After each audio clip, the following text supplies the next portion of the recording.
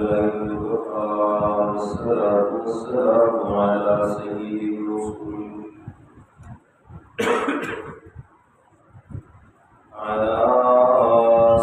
الرسل وخاتم الأنبياء وعلى آله وأصحابه الأخيار أما بعد فأعوذ بالله من الشيطان الرجيم بسم الله الرحمن الرحيم قد سمع الله قول التي تجادلك في زوجها وتشتكي إلى الله والله يسمع تحاوركما إن الله سميع بصير صدق الله العظيم اللهم صل على محمد النبي الأمي وعلى آله وأصحابه وسلم تسليما سبحانك لا علم لنا إلا ما علمتنا إنك أنت العليم الحكيم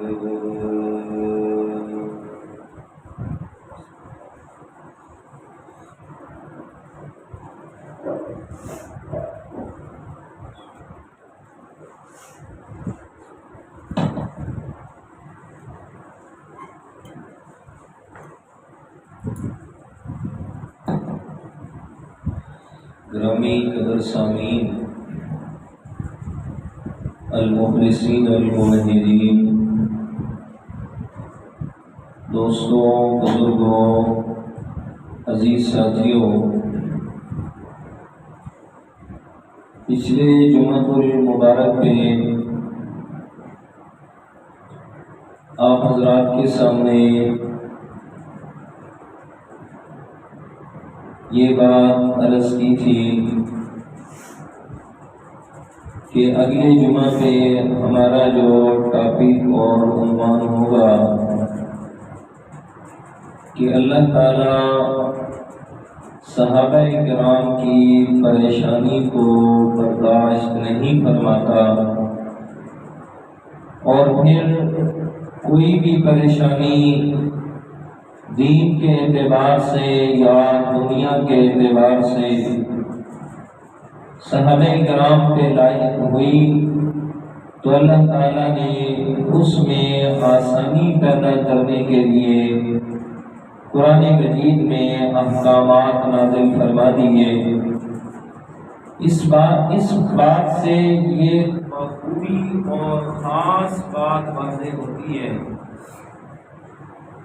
کہ اللہ تعالیٰ کے ہاں صحابہ کرام کا کتنا مقام اور مرتبہ تھا، کتنی عظمت اور شان تھی کہ صحابہ کرام پر آنے والی پریشانیاں، صحابہ کرام پر آنے والے مصائب، اس سے امت کے لیے اللہ تعالیٰ نے آسانیاں پیدا فرما دی۔ قرآن مجید میں بے شمار ایسے مقامات ہیں کہ جس میں صحابہ کرام پہ پریشانی بنی ہے تو اللہ تعالیٰ نے اس میں آسانی کے لیے صحابہ کرام کی اس پریشانی کو حل بھی فرمایا، اور پھر قرآن مجید کا مقام نازل کر کے آنے والے لوگوں کے لیے اللہ تعالیٰ نے اس میں آسانیاں سے آسانیاں پیدا فرما دی۔ دیکھیے گا قرآن مجید کا انداز۔ فرمایا اعوذ باللہ من الشیطان الرجیم، بسم اللہ الرحمن الرحیم، لقد سمع الله قول الذين قالوا إن الله فقير ونحن أغنياء سنكتب ما قالوا وقتلهم الأنبياء بغير حق ونقول ذوقوا عذاب الحريق. چوتھا پارہ سورہ آل عمران اور آیت نمبر 181 ہے. سیدنا حضرت ابو بکر صدیق رضی اللہ تعالیٰ عنہ یہودیوں کے پاس بیٹھے ہوئے ہیں اور انہیں اللہ تعالیٰ کا پیغام سنا رہے ہیں، دعوت ایمان دے رہے ہیں، سمجھا رہے ہیں اللہ تعالیٰ کا قرآن، پیغمبر کا فرمان کہ دیکھیے گا اللہ تعالیٰ نے کتنا سچا اور پیارا پیغمبر ہمارے اندر مبعوث فرما دیا. وہ اللہ تعالیٰ وحدہ لا شریک کہ جس نے ہمارے پاس اپنا محبوب پیغمبر بھیجا ہے، پیغام دے رہے ہیں انہیں اللہ تعالیٰ کی طرف آنے کا. یہودی آگے سے کیا کہنے لگا؟ کہتے ہیں ابو بکر کس کی طرف تو ہمیں بلاتا ہے، کس اللہ تعالیٰ کی طرف ہمیں دعوت دیتا ہے؟ حقیقت کے اندر بات یہ ہے کہ ہم اس اللہ تعالیٰ پر کبھی بھی ایمان نہیں لائیں گے. کیوں ایمان نہیں لائیں گے؟ اس لیے کہ وہ اللہ تعالیٰ ہم سے مال و دولت مانگتا ہے، وہ اللہ تعالیٰ ہم سے پیسے مانگتا ہے، کہتے ہیں کہ میرے راستے میں مال خرچ کرو، میں اللہ تعالیٰ کو قرض حسنہ دو، میں اللہ تعالیٰ تمہیں اس کا دگنا چگنا کر کے واپس کروں گا. کہتے ہیں اگر اللہ تعالیٰ ہم سے مال مانگ رہا ہے تو کوئی اللہ تعالیٰ غریب ہے اور ہم بڑے امیر ہیں کہ اللہ تعالیٰ ہم سے مال کا سوال کر رہا ہے. حضرت ابو بکر صدیق رضی اللہ تعالیٰ عنہ جب سنی نہ یہ بات اس یہودی کی، غصہ ہو گئے اور اس قدر غصہ ہوئے کہ حضرت ابو بکر صدیق نے غصے میں آ کے اس یہودی کے منہ پہ تھپڑ دے مارا. جیسے ہی تھپڑ مارا ہے بڑا غصہ ہو گیا یہودی. کہتے ہیں آپ نے مجھ سے میرے ساتھ جو زیادتی کی ہے اور مجھے تھپڑ مارا ہے، میں نے آپ سے قصاص لینا ہے. پہنچ گئے یہودیوں کا پورا جتھا اور لشکر تیار ہو کے میرے پیارے پیغمبر کے پاس جا کے کہتے ہیں ابو بکر نے بغیر کسی قصور کے ہمارے جو ایک آدمی کو تھپڑ مارے، ہمیں قصاص چاہیے. اللہ تعالیٰ کے پیارے پیغمبر نے حضرت ابو بکر صدیق رضی اللہ تعالیٰ عنہ کو بلا بھیجا ہے. فرمایا پیارے ابو بکر بتاؤ آپ نے اس کو تھپڑ کیوں مارا؟ حضرت ابو بکر صدیق فرماتے ہیں یا رسول اللہ اس نے اللہ تعالیٰ کی گستاخی کی ہے، اللہ تعالیٰ کے بارے میں بکواس کی ہے. کہتے ہیں اللہ تعالیٰ غریب ہے اور ہم بڑے امیر ہیں کہ اللہ تعالیٰ ہمیں اپنے راستے میں مال خرچ کرنے کا کہہ رہا ہے. اللہ کے پیارے پیغمبر نے پوچھا بتا آپ نے ایسا کیوں کہا؟ یہودی کہتا ہے جی میں قسمیں اٹھا رہا ہوں، میں نے یہ بات نہیں کیا. نعوذ باللہ ابو بکر اپنی طرف سے کہہ رہا ہے. حضرت ابو بکر صدیق رضی اللہ تعالیٰ عنہ جیسے ہی بات سنی، اچھا اس کے ساتھ اللہ تعالیٰ کے پیارے پیغمبر نے چونکہ فیصلہ فرمانا تھا، فرمایا چلے ٹھیک ہے کر لیتے ہیں اس بات کی تحقیق. میرے پیارے پیغمبر نے تحقیق شروع کروائی ہے، پتہ چلے اس بات کا کیا ہے ان دونوں میں کون سچ بول رہا ہے کون سچ کہہ رہا ہے. وہ اپنی جگہ پہ قسمیں اٹھا رہے ہیں. ابو بکر کہتے ہیں یا رسول اللہ اس نے کہا ہے تو میں نے اس لیے اس کو تھپڑ مارا. اللہ تعالیٰ کے پیارے پیغمبر نے معاملے کی تحقیق کروانا شروع کی ہے. کیا کروانا شروع کی ہے؟ تحقیق کروانا شروع کی ہے. اب یہاں میرے پیارے مسئلہ بھی سمجھیے گا اور عقیدہ بھی اپنا درست کیجئے کہ اگر میرے پیارے پیغمبر عالم الغیب ہوتے، جانتے ہوتے نہ ہر کسی کی ہر حالت کو، تو میرے پیارے پیغمبر کو کبھی تحقیق کروانے کی ضرورت پیش نہ آتی کہ پتہ نہ کروانا پڑتا کہ کون ہے اس میں سچ کہنے والا، کون ہے اپنی بات میں مصدق۔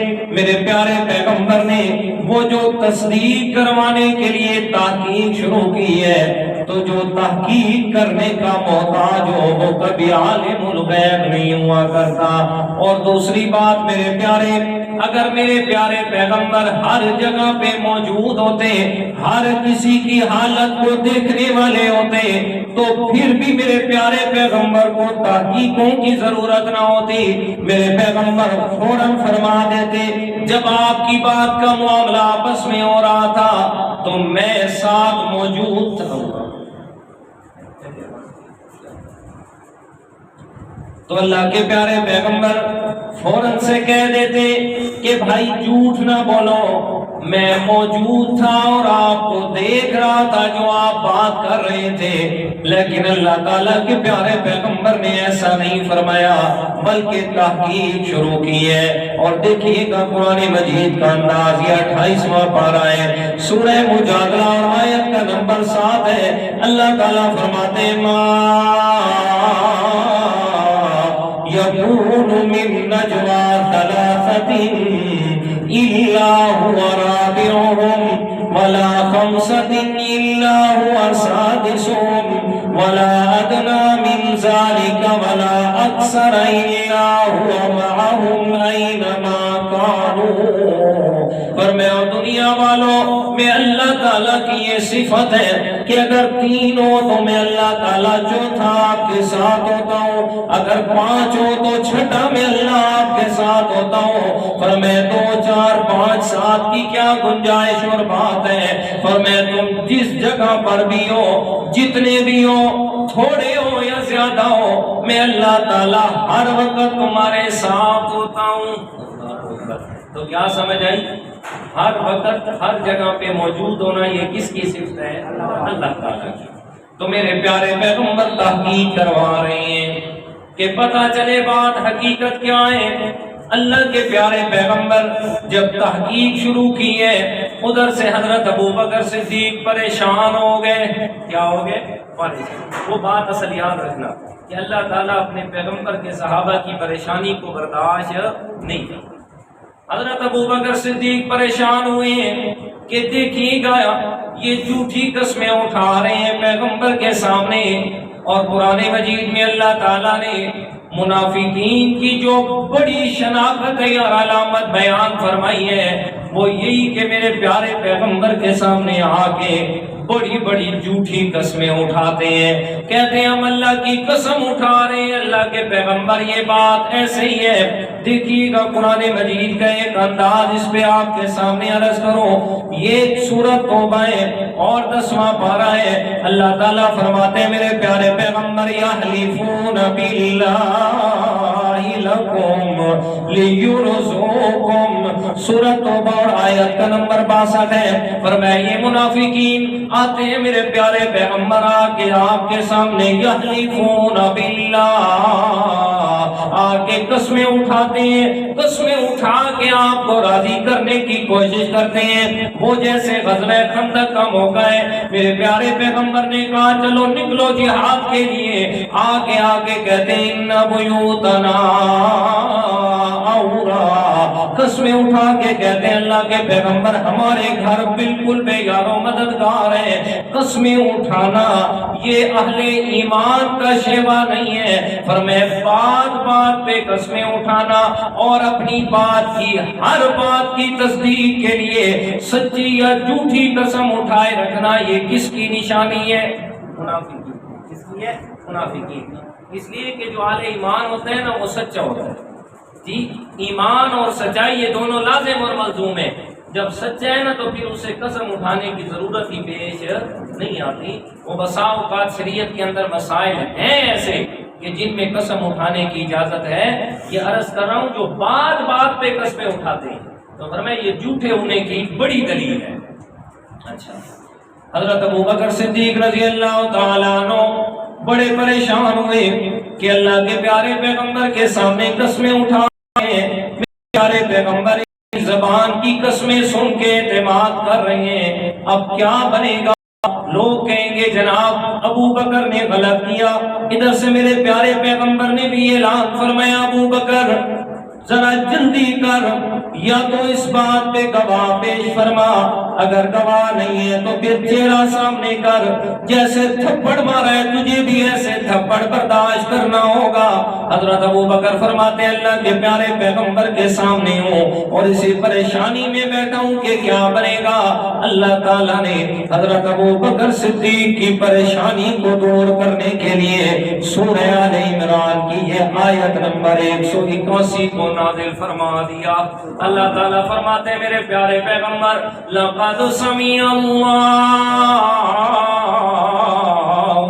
قول الذین قالوا ان اللہ فقیر ونحن اغنیاء۔ میرے پیارے پیغمبر لقد سمع اللہ، میں اللہ تعالیٰ کو اپنے رب ہونے کی قسم ہے، میں اللہ تعالیٰ نے اس بات کو اچھے طریقے سے سنا ہے۔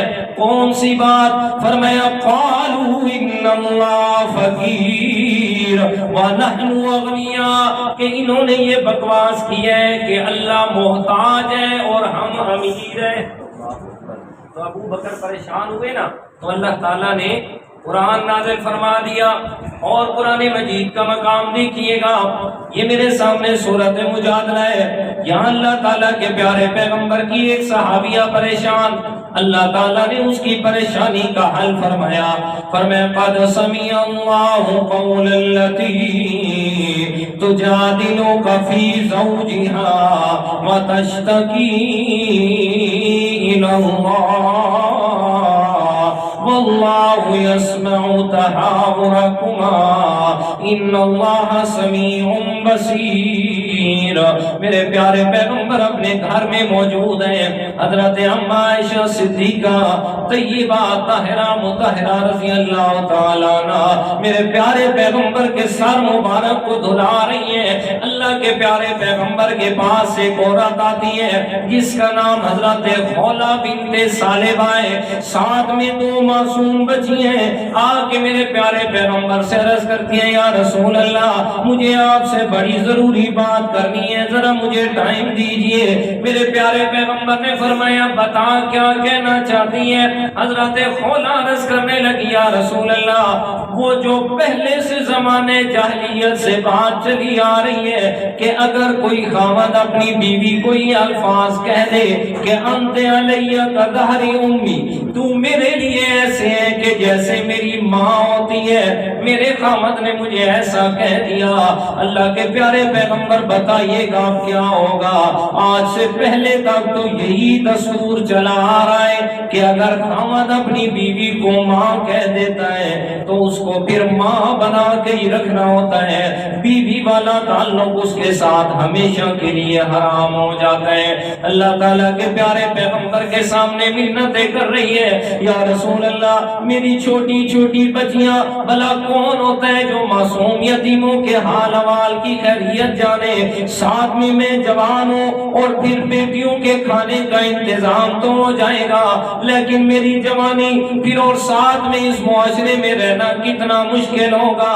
اس لیے کہ شاعر کہتا ہے جوانی ہر بشر پہ مایہ الزام ہوتی ہے، نگاہ نیک بھی اس عمر میں بدنام ہوتی ہے۔ یا رسول اللہ تو میرے لیے آسانیاں فرما دے، کوئی تو ایسا قانون بنا دینا کہ میں دوبارہ اپنے خاوند کے پاس اسی طریقے سے رہنے لگ جاؤں۔ اللہ تعالیٰ کے پیارے پیغمبر نے فرمایا ما انزل اللہ فیک بامرک من شیء یا خولہ، کھولا ابھی تک اس معاملے میں اللہ تعالیٰ کی طرف سے کوئی بھی حکم نازل نہیں ہوا، وہی جو پہلے والا حکم ہے وہی باقی ہے، جا چلی جا اللہ تعالیٰ کا حکم وہی ہے، نہیں ہوں میں پیغمبر کوئی ایسا حکم اپنی طرف سے دینے والا۔ حضرت خولا رو رہی ہے، کہتی ہے یا رسول اللہ کوئی دوارا میرے لیے آسانی فرمائے نا، کوئی تو میرے لیے رحمت والا معاملہ آسانی والا راستہ نکالے۔ اللہ تعالیٰ کے پیارے پیغمبر فرماتے ہو خولا تجھے جو کہہ رہا ہوں لست احلل حراما ولست احرم حلالا، کہ اللہ تعالیٰ نے مجھے نہ اپنے حلالوں کو حرام کرنے والا اور نہ حراموں کو حلال کرنے والا بنا کے بھیجا، میں پیغمبر کو بس وہی بتا سکتا ہوں جو اللہ تعالیٰ کی طرف سے میرے اوپر نازل اور حکم آتا ہے۔ فرمایا خولا میں تیرا مسئلہ یہ حل نہیں کر سکتا، ذرا تو جانا اسی حکم پہ باقی ہے جیسے اللہ تعالیٰ نے پہلے سے حکم جاری فرما دی ہے۔ حضرت خولا میرے پیارے پیغمبر کے پاس سے پیچھے آئی ہے اور اللہ کے پیارے پیغمبر کے سامنے آ کے اپنی بیٹیوں کو بٹھایا اور بٹھا کے کہتی ہے بیٹا، فرمایا اللہ کے پیارے پیغمبر پہ آس اور امید لے کے آئی تھی، لیکن اس پیغمبر نے بھی واضح طور پہ فرما دیا کہ خولا یہ میرے بس میں نہیں ہے کہ میں اللہ تعالیٰ کے حلال کو حرام یا حرام کو حلال کر دوں، جی یہ میرے بس میں نہیں ہے۔ حضرت خولا اپنی بیٹیوں کو کہتی ہے بیٹا اب میں دعا کرنے لگی ہوں اور اس رب کے سامنے آئی ہوں، پر میں جس سے کوئی بھی نا امید نہیں جاتا، صرف آپ نے کیا کرنا ہے میں اپنے رب سے باتیں کروں گی اور آپ نے میری دعاؤں پہ آمین آمین کہنا ہے۔ حدیث مبارکہ کے الفاظ سنیے گا، حضرت خولا کیا فرماتی ہیں؟ فرماتی ہیں اللہم انی اشکو الیکا، او میرے رب او میرے پیارے اللہ میں اپنے دکھوں اور تکلیفوں کی شکایت تیرے سامنے کر رہی ہوں، میری زندگی کے حالات میری ساری کی ساری چیزیں تیرے سامنے ہیں مولا، تو میرے لیے آسانیاں فرما دے۔ تیرے پیغمبر نے بھی میرے لیے کوئی راستہ نہیں نکالا اور وہ بھی تیرے حکم کا پابند ہے میرے مولا، تو ہی آسانیاں فرما دے۔ فرمایا یہ جو الفاظ حضرت خولا کے حدیث مبارکہ میں انہی الفاظ کو علامہ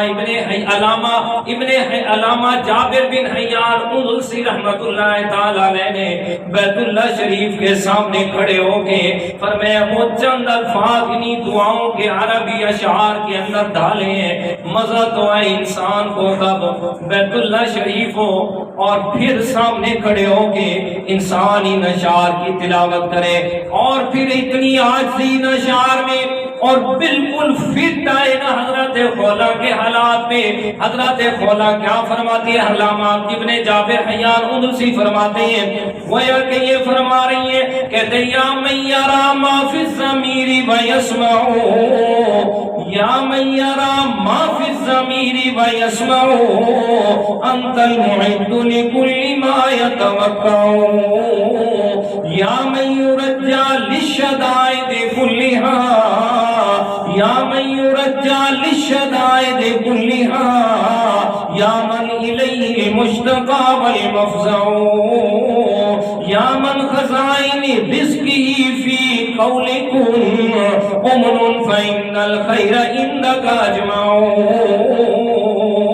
حضرت خولا کیا فرماتی ہیں؟ کہتے ہیں یا من یرا ما فی الضمیر ویسمع، اے میرے اللہ تو وہ ذات ہے جو ہماری زبان سے نکلنے والے لفظ تو اپنی جگہ پہ رہ گئے، ما فی الضمیر وہ جو ہمارے دلوں کے اندر راز چھپے ہوئے ہیں، وہ جو ہمارے دلوں کی بات ہے مولا تو اسے بھی سننے والا ہے، انت المعد لکل ما یتوقع، اور ساری کائنات میں ایک صرف تیری ہی ذات ایسی ہے کہ جس ذات پر انسان امید لگائے اور جو تیرے اوپر امید لگاتا ہے انت المعد، تو اس امید لگانے والے کو کبھی بھی مایوس نہیں کرتا۔ یا من یرجى للشدائد كلها، فرمائے دنیا کائنات میں جتنی بھی تکالیف ہے ان تکالیف میں صرف تیری ذات پہ امید لگانی چاہیے. یا من الیہ مشتاق مفزع، اس لیے کہ کائنات میں صرف تیری ذات ہے کہ جس کے سامنے انسان اپنے دل کے دکھ سنا سکتا ہے. والمفزع، اور صرف تیری ذات ہے جائے پناہ بنتی ہے کہ جس میں آ کر گناہگار سے گناہگار بھی پناہ لیتا ہے. یا من خزائن رزقی فی قول کن، مولا ساری کائنات کو رزق دینا صرف یہ تیرے لفظ کن کا محتاج ہے. صرف تو کن کہتا ہے ہو جا، ساری کائنات میں معاملہ اپنی اپنی جگہ پہ ہو جاتا ہے. امن فإن الخیر عندک اجمع، تو میں بھی تیرے سامنے آئی ہوں میرے حالات و واقعات کو دیکھ کے مولا تو میرے اوپر احسان فرما دے. مالی سوا فقری الیک وسیلۃ، مالی سوا فقری الیک وسیلۃ فبالافتقار الیک فقری ادفع. مولا میرے پاس اور ہے ہی کیا سوائے فقیری اور محتاجی کے، سوائے فقیری کے کوئی اور وسیلہ نہیں ہے کہ میں تیرے در کا فقیر بن کے آیا ہوں، میں تیرے در کا محتاج بن کے آیا ہوں. فبالافتقار الیک فقری ادفع، اور میں تیرے سامنے اپنی محتاجی کو پیش کر رہا ہوں اور اسی محتاجی کو پیش کر کے اپنی محتاجی کو دور کرنے کی کوشش کر رہا ہوں. مولا مالی سوا کرعی لبابک حیلۃ، مالی سوا کرعی ببابک حیلۃ فلئن رددت فأی بابک نبرعوا. مولا صرف تیرا ہی تو دروازہ ہے کہ جسے آ کے ہم کھٹکھٹاتے ہیں، تیرے ہی دروازے پہ آ کے ہم اپنی ساری کی ساری شکایتیں پیش کرتے ہیں. مولا فلئن رددت، اگر تو نے ہمیں دھتکار دیا، اگر تو نے ہمیں پیچھے کر دیا، فأی بابک نبرعوا، بھلا پھر کون سا دروازہ ہے کہ جس پہ جا کے ہم اپنی جناب آہوزاریاں کریں. وَمِنَ الَّذِي أَدْعُو وَاهْتَفَ بِاسْمِهِ إِنْ كَانَ فَضْلُكَ عَنْ فَقِيرِكَ يَمْنَعُ. مولا یہ تیرا فضل ہے.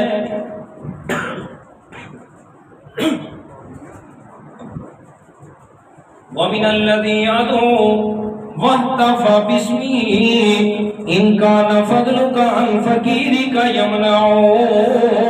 مولا یہ تیرا فضل ہے، یہ تیرا احسان ہے اور یہ تیری رحمت ہے کہ سارے کے سارے بندے تیرے در کے محتاج ہیں، جو تیرے ہی سامنے آ کے جھک رہے ہیں. حاشا لجودک ان یکنت عاصیا، حاشا لجودک ان یکنت عاصیا. الفضل اجلز، الفضل اجزل والرجاء اوسع. مولا تیری سخاوت سے یہ بات بعید ہے کہ تو کسی گناہگار کو نا امید واپس کر دے. فرمایا یہ تیری سخاوت کے خلاف ہے. الفضل اجزل، فرمایا تیرا فضل بے حد ہے. والرجاء اوسع، فرمایا تیری رحمت کا کوئی بھی کنارہ نہیں ہے. فرمایا میں تیرے سامنے آئی ہوں مولا اس امید سے آئی ہوں، فرمایا سارے دربار ساری کی ساری چیزوں سے نا امید ہو کے تیرے سامنے ہاتھ پھیلا کے کھڑی ہوں اور اپنی سارے دکھوں کی شکایت صرف تیرے سامنے کر رہی ہوں. جیسے کہ حضرت یعقوب علیہ السلام نے یہی فرمایا تھا. فرمایا انما اشکو بسی وحزنی الی اللہ. مولا جتنی بھی مشکلات، جتنے بھی امتحانات میں مجھے گزار لے، میں نے اپنے غموں کو تیرے علاوہ کسی کے سامنے بیان نہیں کرنا. اللہ کے پیارے پیغمبر اسی طرح حضرت عائشہ آپ کا سر مبارک دھلا رہی ہے اور ادھر حضرت خولا سامنے بیٹھی ہے اور اللہ تعالیٰ کے ساتھ دل میں باتیں کر رہے ہیں. مولا اللہم انی اشکو الیک، میں تیرے سامنے اپنے حالات کی شکایت کرتا ہوں. اللہ تعالیٰ کے پیارے پیغمبر پہ وحی کا سماع شروع شروع ہے. فرمائے عائشہ ہٹ جا اللہ تعالیٰ کی طرف سے وحی آ رہی ہے. اللہ تعالیٰ نے قرآن مجید کا یہ مقام نازل فرما دیا. فرمایا قد سمع اللہ قول التی تجادلک فی زوجها وتشتکی الی اللہ. فرمایا قد سمع اللہ، میرے پیارے پیغمبر میں اللہ تعالیٰ نے اس عورت کی بات کو سن لیا. تجادلک فی زوجها، جو آپ سے اپنے خامد کے بارے میں آ کے جھگڑا کر رہی تھی. کہتے یا رسول اللہ اوس بن صامت میرا خامد ہے، اس نے یہ بات کہہ دی ہے، کوئی تو راستہ نکالے نا، کوئی تو میرے لیے آسانی والا معاملہ ہو جائے. اللہ تعالیٰ اس عورت کی پریشانی، وہ میرے پیارے پیغمبر کی صحابیہ کی پریشانی اور پھر پریشانی کی وہ کیفیت اور وہ الفاظ، اللہ تعالیٰ نے کیفیت کا بھی قرآن بنایا اور اس عورت کی دعا کا بھی قرآن بنا دیا. فرمایا کیفیت کیا تھی؟ فرمایا تجادلک فی زوجها، میرے پیغمبر آپ سے اپنی خاوند کے بارے میں جھگڑ رہی تھی، کوئی تو آسانی فرمائے نا، اور کوئی الفاظ فرمایا وتشتکی الی اللہ، اور اس نے شکایت کی اللہ تعالیٰ سے. میرے پیارے پیغمبر میں نے بڑے اچھے طریقے سے سن لیا ہے، لیکن میرے پیارے پیغمبروں اس کی نسبت جو آپ سے ہے جو یہ آپ کی صحابیہ ہے، جو یہ آپ پہ ایمان رکھنے والی، لیکن ہو یہ پریشان. میں اللہ تعالیٰ اس بات کو برداشت نہیں کرتا. فوراً قرآن مجید کا یہ مقام نازل فرمایا اور فرمایا میرے پیارے پیغمبر آج کے بعد آنے والے لوگوں کے لیے یہ اعلان فرما دے کہ اگر کوئی اپنی بیوی کو یہ کہہ دے کہ تو میرے لیے ایسے ہے جیسے میری ماں ہے، تو ان لفظوں کے کہنے سے اس عورت کو طلاق نہیں ہوتی. کیا نہیں ہوتی؟ طلاق واقعہ نہیں ہوتی. شریعت کے اندر اسے کہا جاتا ہے زہار. فرمایا اگر کوئی زہار کر بیٹھے ہاں طلاق تو نہیں ہوگی، لیکن یہ الفاظ کہہ دینا غلط ہے. غلط الفاظ کہہ دینے سے سزا ضرور ہوگی. کیا ہوگی جی؟ سزا تو ہوگی نا. کیوں کہا ہے اپنی بیوی کو ماں؟ وہ سزائیں بھی ذکر فرما دی. پہلی سزا فرمایا فتحریر رقبۃ من قبل ان یتماسا، فرمایا کہ ایک غلام آزاد کرنا ہوگا. پہلے دور میں غلام تھے نا، ابھی تو وہ دور نہیں ہے. فرمایا ایک پہلی سزا غلام آزاد کریں. فرمایا دوسری سزا فرمایا شہرین متتابعین، فرمایا 2 مہینے مسلسل روزے رکھنا. زہار کا دوسرا کفارہ 2 مہینے مسلسل روزے رکھنا. اور اگر ان میں سے ایک بھی رہ گیا نا، ایک بھی رہ گیا تو دوبارہ ایک سے شروع کرنا ہوگا. سزا ہمیشہ سخت ہوتی ہے نا. سزا کا مقصد یہ ہوتا ہے کہ جس کو سزا دی جا رہی ہے اس کو محسوس ہونا چاہیے، فیل ہونا چاہیے کہ مجھے سزا دی جا رہی ہے. آج تو یہاں بڑے سے بڑا جرم کر کے لوگ جاتے ہیں جیلوں میں اور پہلے سے بھی بڑے بدماش بن کے باہر نکلتے ہیں. کیوں؟ اس لیے کہ وہاں سزا نہیں دی جاتی، وہاں تو انہیں نواب بنا کے رکھا جاتا ہے. کوئی غریب آدمی اگر پھنس گیا تو پھر اس کی خیر نہیں ہے. تو مقصد سزا کا مقصد کیا ہے کہ جس کو سزا دی جا رہی ہے نا اس کو محسوس ہونا چاہیے. اب یہ اس نے زہار کیا، بیوی کو یہ الفاظ کہہ دیے، تو اب سزائے کہ 2 مہینے مسلسل روزے رکھے.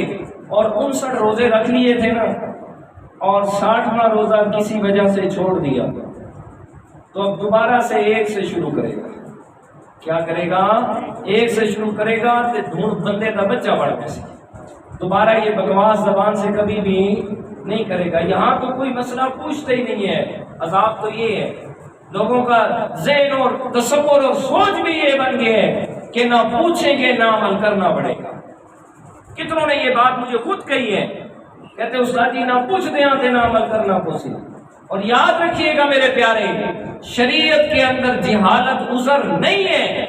قیامت کے دن کوئی بندہ یہ نہیں کہہ سکتا اللہ تعالیٰ کو کہ یا اللہ مجھے پتہ نہیں تھا اس لیے میں نے نہیں کیا یہ کام.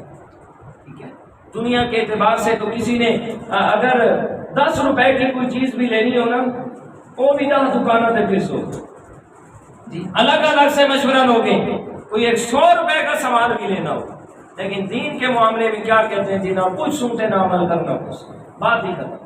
جب دنیا کے معاملے میں جہالت قبول نہیں ہے تو شریعت کے معاملے کے اندر بھی جہالت قابل قبول نہیں ہے۔ بہرحال دوسرا فرمایا کہ شہرین متتابعین، فرمایا 2 مہینے مسلسل روزے، فرمایا پہلا کام بھی نہیں کر سکتا، غلام بھی آزاد نہیں کر سکتا، دوسرا 2 مہینے مسلسل روزے بھی نہیں رکھ سکتا، تو تیسرا کریں فرمایا فَإِطْعَامُ 60 مسکینا، فرمایا پھر 60 مسکینوں کو کھانا کھلا دے۔ 60 مسکینوں کو یا تو ایک مسکین کو 60 دن کھلا دے یا 60 مسکینوں کو ایک ہی دن کھلا دے۔ تو یہ حضرت خولا کی پریشانی اور امت کے لیے بن گئی آسانی، امت کے لیے اللہ تعالیٰ نے اس کو آسان بنا دیا۔ بڑے بڑے واقعات ہیں، اللہ تعالیٰ کے پیارے پیغمبر ایک جہاد کے سفر سے واپس آ رہے ہیں، راستے میں پڑاؤ کیا، رکے نہ قافلہ اللہ کے پیارے پیغمبر کے ساتھ۔ اس سفر میں حضرت اما عائشہ صدیقہ طیبہ طاہرہ مطہرہ رضی اللہ تعالیٰ عنہ ساتھ ہیں۔ آپ نے ہار مانگا ہوا ہے جو پہن کے گئی تھی اللہ کے پیغمبر کے ساتھ، فرمایا جیسے ہی اتری ہے نا قافلہ رکائے، آپ اپنے اونٹ سے اتری ہیں، قافلے کو دوبارہ جب جانے کا حکم ہوا، حضرت عائشہ فرماتے ہیں یا رسول اللہ میرا ہار گم ہو گیا۔ کیا ہو گیا؟ ہار گم ہو گیا۔ اب اللہ کے پیارے پیغمبر کو حضرت عائشہ سے تھی بڑی محبت، اب حضرت عائشہ کی چیز ہو اور پھر میرے پیارے پیغمبر کے سامنے آپ نے فرمایا چلو جی قافلہ روک دو۔ کیا کرو؟ قافلہ روک دو، تلاش کرو حضرت اما عائشہ کا ہار دیکھیے گا کہاں ہے۔ بڑا تلاش کیا، کہیں بھی نہ ملا ہار۔ ادھر کیا ہے؟ ادھر نماز کا وقت ہو گیا اور جس جگہ پہ وہ قافلہ رکا ہوا ہے صحابہ کرام کا وہاں پانی بھی نہیں ہے، ادھر نماز کا وقت قریب ہو رہا ہے قضا ہونے کے۔ اللہ کے پیارے پیغمبر کے صحابہ کرام حضرت ابو بکر سے آگے کہتے ابو بکر دیکھنا تیری بیٹی کی وجہ سے کیا ہو رہا ہے، تیری بیٹی کی وجہ سے اتنی دیر ہو رہی ہے۔ خود اللہ کے پیارے پیغمبر کی اپنی نماز بھی قضا ہونے کو ہے۔ حضرت ابو بکر صدیق رضی اللہ تعالیٰ عنہ خیمے میں آئے اپنی بیٹی کے پاس، حضرت عائشہ فرماتی ہیں اللہ کے پیارے پیغمبر میری گود مبارک میں سر رکھ کے سوئے ہوئے ہیں۔ حضرت ابو بکر صدیق آئے، آ کر غصے میں حضرت عائشہ رضی اللہ تعالیٰ عنہ کو مکہ مار رہے ہیں، گھوسا مار رہے ہیں، کہتے تیری وجہ سے پیغمبر کو پریشانی آئی ہے، تیری وجہ سے سارے صحابہ کرام کی نماز قضا ہونے کو ہے، کیوں تو اپنی چیز کا خیال نہیں کرتی؟ حضرت عائشہ فرماتی ہے مجھے تکلیف بھی ہو رہی ہے لیکن میں نے اپنے جسم حرکت نہیں دی کہ اللہ کے پیارے پیغمبر کے سکون اور میں خلل نہ آ جائے۔ فرمایا ادھر نماز کا وقت قریب ہوا قضا ہونے کے اور ادھر اللہ کے پیارے پیغمبر جناب اٹھیے، فرمایا کیا کریں اب تو ہار نہیں مل رہا۔ اللہ تعالیٰ کے پیارے پیغمبر کے صحابہ کرام پریشانی میں مبتلا ہے، کیا ہوگا، کس طریقے سے جناب یہ سارا معاملہ حل ہوگا؟